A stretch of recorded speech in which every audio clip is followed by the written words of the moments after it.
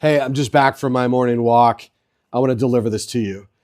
Day 2 was lonely, but day 3 is dangerous because you start interpreting everything and your emotions start swerving.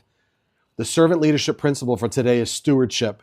And that means you're going to take responsibility for what's been entrusted to you, including your mind, your energy, your relationships, and the way you show up, even when life punches you in the gut. So here's what I mean. One minute you're angry, the next minute you're sad, and somewhere in the middle, your brain whispers, this happened because you're not valuable. That's the mental monster in a layoff on day 3, not the loss of a job, but the hour by hour story that your value got taken from you, and that story is a lie. And here's the problem. When you're in that swirl, you don't see it, and everything starts to feel important. Every silence, every post you see drives you nuts. Every person who doesn't reach out, every injustice that already happened, your mind starts collecting evidence and building a case, and it's going to eat you alive if you let it.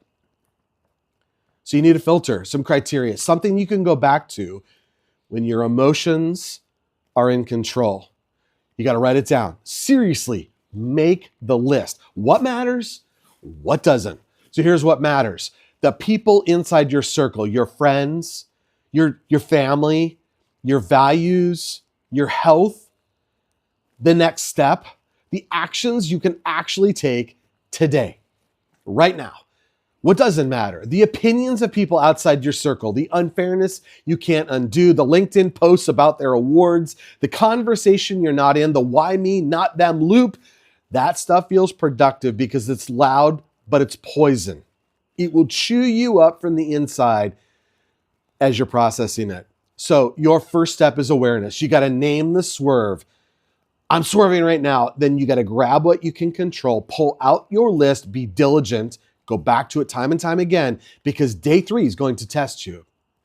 And yesterday, the thing that hit me the hardest was a text message from my son. And I'm not going to share what it said, but it reminded me of the value that I bring as a dad and as a human. And it hit me so hard in the moment, I burst into tears because I needed to hear it in that exact moment. And here's the lesson. Don't stop communicating with people who are going through this. For them, it's hour by hour. For everybody else, life moves on. Please keep checking in with them. Keep reminding them of who they are and keep helping them. For me, part of day 3 got better because I stopped trying to solve the whole future and started trying to stabilize the next hour. And so I'll give you an example. See, my son had 2 of his buddies over, the type that can eat dinner and 30 minutes later be destroying your pantry. They were talking about cologne and wanting to go smell the new scents at the mall. And I said, hey, before you break into the pantry and eat ramen, let's go get some real ramen. And they said, Mr. Mason, what's that? I said, gentlemen, there's these restaurants that serve real ramen. Let's go have the experience. So we went, we laughed, we tried new ramen, and my mind stopped swerving because I gave it something healthy to hold on to.